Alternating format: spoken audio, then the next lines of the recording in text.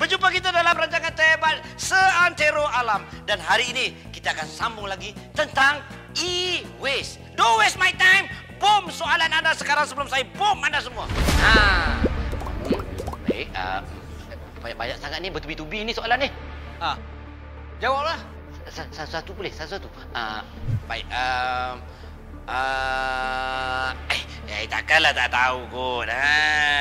Lepas kita hantar kat pusat pengumpulan tu, lepas dia kumpulkan, dia pun atau ke mana dia hantar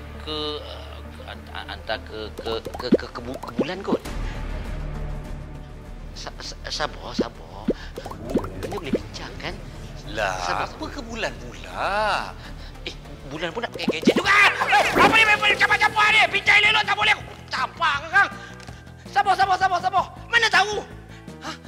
Bulan pun nak pakai gadget. Sabar. Bawa bertenang semua. Nak tahu ke mana pergi semua e-waste tu? Mari sini, kita sama-sama belajar. Mak kau. Wow, Farin Ahmad. Nak aku tolong jawabkan tak? Nak.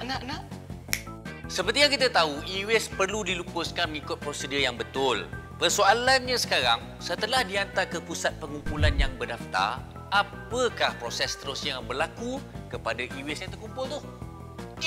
Dia tanya kat kita pula. Kalau kau tanya aku nak tanya siapa? Baik kau tak payah muncul kat sini. Okey. Sekarang ni mari kita belajar tentang kitaran ekonomi buangan elektrik dan elektronik. Apa tu?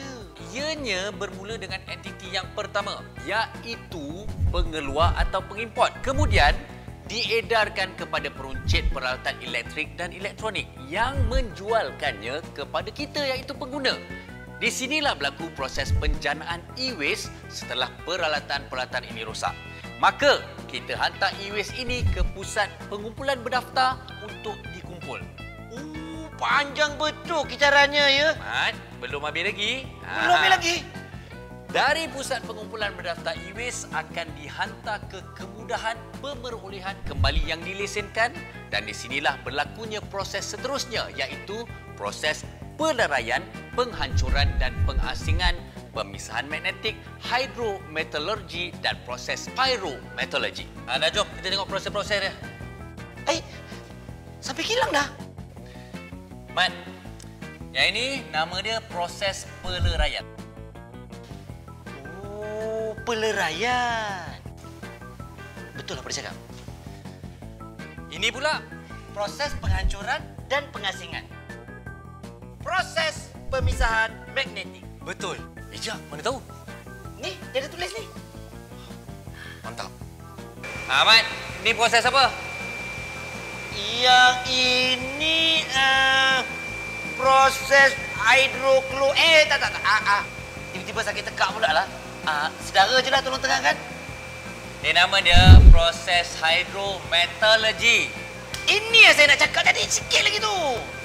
Yang tu pula, nama dia proses pyrometallurgy. Oh, pyro. Yang ini Lepas tu? Terhasillah logam berharga yang diperoleh kembali. Wow.